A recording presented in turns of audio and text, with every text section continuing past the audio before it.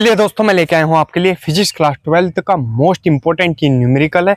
करेंगे इसका सोल्यूशन बिल्कुल सिंपल तरीके से, रटना बिल्कुल नहीं है, एक एक चीज समझते हुए चलेंगे। देखते हैं क्या दिया हुआ है हमारे पास क्वेश्चन।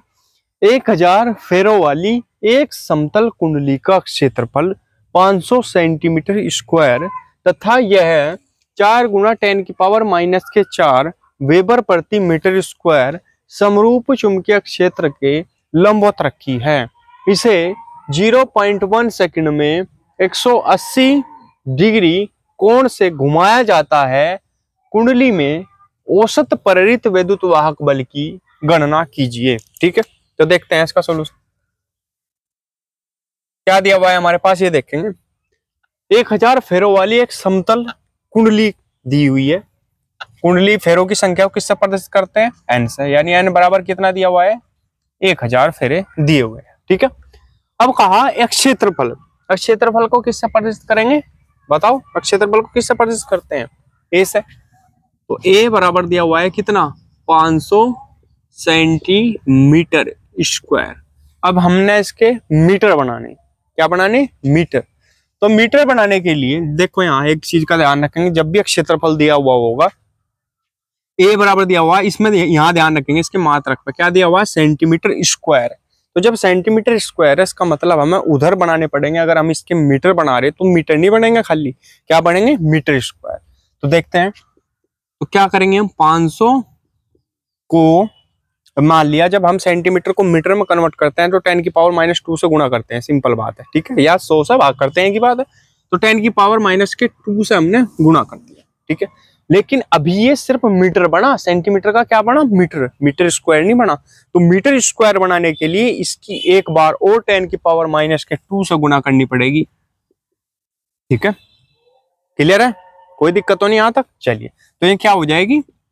500 गुना 10⁻⁻⁴ मीटर स्क्वायर। क्लियर? तो ये सेंटीमीटर स्क्वायर था हमारे पास, इसे मीटर स्क्वायर में कन्वर्ट करना है। लेकिन जो सिंपल है, अगर सेंटीमीटर को मीटर में बदलते हैं तो किससे गुणा करते हैं? 10⁻⁻² से गुणा कर देते हैं। ठीक है, लेकिन अभी ये मीटर बना यहाँ तक, लेकिन हमें क्या बनाना? Metre square. तो हमने 10⁻⁻² से एक बार और गुणा कर दी, तो हमारे पास बन जाएगा मीटर स्क्वायर। तो इस चीज का ध्यान रखें। ठीक है भाई, क्लियर है यहाँ तक? चलिए, अब देखते हैं हम और क्या दिया हुआ है हमारे पास। यह है 4 गुना 10⁻⁻⁴ वेबर प्रति मीटर स्क्वायर चुंबकीय क्षेत्र। चुंबकीय क्षेत्र दिया हुआ है, यानी चुंबकीय क्षेत्र को किससे प्रदर्शित करते हैं? बी से।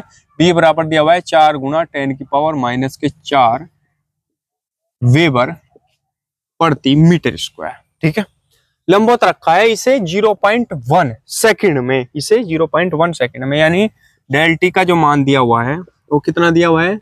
0.1 सेकंड। 0.1 सेकंड। क्लियर? सेकंड में 180 डिग्री कोण से घुमाया जाता है। 180 डिग्री कोण से घुमाया जा रहा, यानी स्टार्टिंग में ये कोण कितना रहा होगा? अगर हम प्रारंभिक कोण की बात करें, प्रारंभिक कोण की बात करेंगे हम, तो कितना रहा होगा? ये 0 रहा होगा। फिर अंतिम की बात करेंगे, अंतिम कितना है? ये अंतिम कोण कितना है? 180। ठीक है, 0 से 180 घुमाया होगा, 0 से 180 तो घुमाया होगा। स्टार्टिंग में तो है नहीं कि इसने कहा नहीं, क्योंकि अगर वरना कहता है कि 50 से 60 घुमाया या 50 से 180 घुमाया, इसने क्या कहा? 0.1 सेकंड में 180 डिग्री कोण से घुमाया जाता है। अगर ये स्पेशली देता कि 30 अंश से 180 अंश घुमाया जाता है, ठीक है, लेकिन इसने नहीं दिया, तो स्टार्टिंग में क्या मानेंगे? 0, यानी प्रारंभिक जो कोण है उसका वो कितना था? 0 था। क्लियर? चलिए, अब हम इसमें निकालते हैं परिवर्तन कितना है, और परिवर्तन को प्रदर्शित करते हैं किससे? डेल फाई से। चुंबकीय, ये होता है चुंबकीय फ्लक्स में परिवर्तन। ठीक है, चुंबकीय फ्लक्स में परिवर्तन लिख भी लेंगे यहाँ, अगर नहीं है तो अपनी कॉपी में लिख लेंगे चुंबकीय फ्लक्स में परिवर्तन। ठीक है, डेल फाई बराबर फॉर्मूला लिखेंगे बी ए। अब कोण की बात करते हैं। ठीक है, बी ए कोण की बात करेंगे, तो कोण बाद वाले में से पहले वाला घटता है। यहाँ भी कोस रहेगा, ध्यान रखेंगे, यहाँ भी कोस रहेगा। ठीक है, माइनस का चिन्ह बीच में रहता है, और यहाँ भी आपका कोस रहेगा, और बाद वाले में से पहले वाला घटेगा। तो क्या होगा? परिवर्तन का पता लगेगा कि कितने का फर्क आया। ठीक है, कितना परिवर्तन हुआ। क्लियर है बात? तो बाद वाला कितना है? 180। तो 180 ठीक है, यानी यहाँ पर क्या मतलब है, θ2 माइनस θ1 कर सकते हैं। अगर हम इसे मानेंगे θ1, इसे मानेंगे θ2, ठीक है, उसके हिसाब से भी हम लिख सकते हैं। तो 180 माइनस कोस 0, क्लियर, कोई दिक्कत नहीं है यहाँ तक, सिंपल बात है। ठीक है, तो कुछ समझ में आया तो भाई कमेंट करके पूछ सकते हैं। तो डेल फाई बराबर बी ए, अभी बी ए का मान ही रखते, अभी आगे रख लेंगे कोस 180। कोस 180 का मान कितना है हमारे पास, कोस 180 का मान होता है -1।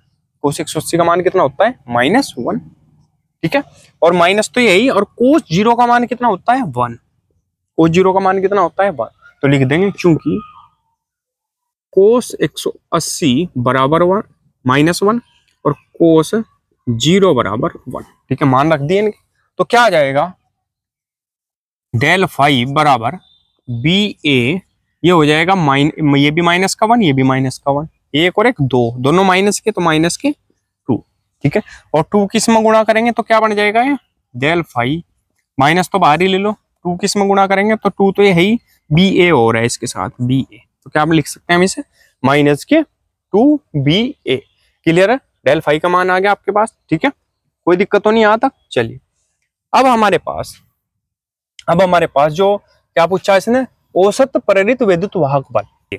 अब इसका फॉर्मूला होता है विद्युत वाहक बल E बराबर क्या होता है, माइनस के n डेल फाई बटे डेल टी। अब इसमें मान रखते हैं सभी, ठीक है, चलिए मान रखते हैं E बराबर, दिख रहा ना, क्लियर तो है ना बिल्कुल। चलिए हाँ, अब माइनस के n का मान कितना है 1000 रख दिया, गुणा डेल फाई का मान कितना है आपके पास, ये निकला कितना, माइनस के 2 बी ए बटे डेल टी कितना है आपके पास 0.1, क्लियर, यहां तक क्लियर दिख रहा है ना। चलिए चलो अब चलते हैं आगे। अब ये माइनस क्या हो जाएगा प्लस, तो ये तो हट गया, माइनस से माइनस हट गया, तो ये बराबर आपके पास क्या आ जाएगा 1000 गुणा 2 बी ए बटे 0.1, ठीक है, 1000 गुणा 2 बी ए बटे 0.1, क्लियर। चलो अब मान रख देंगे इसमें, ई बराबर 1000 गुणा 2 गुणा बी का मान कितना है, ये 4 गुणा 10 की पावर -4, ठीक है, फिर ए का मान कितना है आपके पास 500 गुणा 10 की पावर -4, ठीक है, फिर बटे 0.1, ठीक है, क्लियर है यहाँ तक। चलिए अब ये एक अंक के बाद पॉइंट है, इसे हटा लो और एक 0 बढ़ा लेंगे, ठीक है, एक 0 यहाँ पर बढ़ा लेंगे, यानी 10 आ जाएगा, ये पॉइंट हट जाएगा, दिख रहा ना क्लियर यहाँ तक। चलिए अब क्या करते हैं, देखो गुणा कर लेंगे पहले किसकी, चलो इन्हें एक साथ कर लेंगे पहले, ये देखेंगे ई बराबर 1000 गुणा 2 की गुणा करेंगे 4 में, क्या हो जाएगा 4 दूनी 8, ठीक है, 4 दूनी 8 और 8 किस में गुणा करेंगे 10 में, क्या हो जाएगा 80, क्लियर, एक चीज करके दिखा रहा हूँ जिससे कंफ्यूजन ना रहे बिल्कुल भी, ठीक है, इन तीनों की गुणा कर ली हमने, तो क्या है हमारे पास 80, फिर गुणा 10 की पावर -4 और 10 की पावर -4, 4 ही हैं और 4 ही हैं, कितने हो गए 8, ठीक है, तो कहे के 8 है -8, ठीक है, 4 ही हैं तो 10 की पावर -8, 4 और 4 8, फिर गुणा 500, बस यही तो है ना, और तो कुछ नहीं बचा, क्योंकि नीचे क्या है 1 की भाग करेंगे सेम यही वैल्यू आएगी, ठीक है, तो कोई जरूरत नहीं है। अब देखते हैं, अब देखो अगर हम सिंपल तरीका देखेंगे यहाँ पर, ये देखो 0 गिन लेंगे कितनी है, ये सारी प्लस की 0 हैं, ये 2 हैं, 1 और 1 2, ये भी प्लस की मानी जाएगी, क्योंकि हम क्या लिख सकते हैं इसे 500 क्या लिखा जा सकता है 5 गुना 10 की पावर 2, 500 को क्या लिखा जा सकता है 5 गुना 10 की पावर 2 प्लस के, ठीक है, और 1000 को क्या लिखा जा सकता है 10 की पावर 3, ठीक है, क्योंकि 10 की पावर 3 का मतलब क्या है 10 गुना 10 गुना 10 यानी 1000, क्लियर। और चलो यहां तक तो हो गया। चलो अब ये हो जाएगा आपके पास 1000 को लिख दिया हमने 10 की पावर 3, ठीक है, 0 को हटाना सिखा रहा हूं मैं, इसे 8 को क्या लिख देंगे 80 को 8 गुना 10 की पावर 1, लिखा जा सकता है 8 गुना 10 की पावर 1।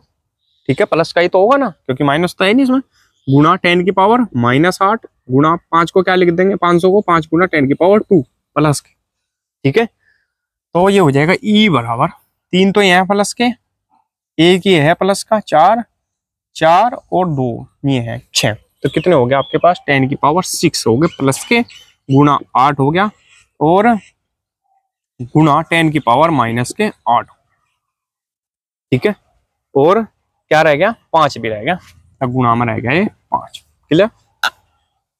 चलिए अब 6 तो है ये प्लस के और 8 है माइनस के, पहले इन दोनों की गुणा कर लो, 8 पंजे 40, ई बराबर आ जाएगा 40 गुणा ये 6 प्लस के और 8 है माइनस के, तो कितने बचेंगे माइनस के 2। तो पॉइंट कहाँ लगेगा ये, अब देखो माइनस के 2 है, अगर हमें ये हटाना तो क्या करना पड़ेगा, ये माइनस की पावर है, तो जब ये माइनस की मान लिया पॉइंट हम यहाँ लगाएंगे तो ये हट जाएगी 0, तो क्या बन जाएगा, ये एक पावर रह जाएगी यहाँ। ठीक है, और अगर हम ये यहाँ लगाएंगे पॉइंट तो क्या बन जाएगा, ये 0.4। ठीक है, तो यही इसका आंसर आएगा 0.4। क्लियर है, 0.4 वोल्ट यही इसका आंसर है। ये समझ में आया। चलो एक बार और देख लो, मान लेते हैं ये है 40 गुना 10 की पावर माइनस के 2। ठीक है, अगर हम इसे कर दें 10 की पावर माइनस के 1, ठीक है, तो ये पॉइंट कहाँ लगेगा, ये लगेगा यहाँ 0.4, मतलब एक अंक के बाद यहाँ, तो ये हटा देगा इसे, तो क्या रह जाएगा 4 गुना 10 की पावर माइनस के 1। और अगर हम इस पॉइंट इसे भी हटा दें पूरे के पूरे को, तो ये पॉइंट कहाँ लगेगा, एक एक पॉइंट है, मतलब एक पावर है माइनस की, तो एक अंक के बाद लगेगा, यानी कहाँ, यहाँ। तो ये लिखा जा सकता है, क्या लिखा जा सकता है 0.4। ठीक है, यानी इस 4 के बाद यहाँ पॉइंट लगेगा। क्लियर, तो यही हमने लिख दिया 0.4 वोल्ट, यही इसका आंसर है। ठीक है, क्लियर।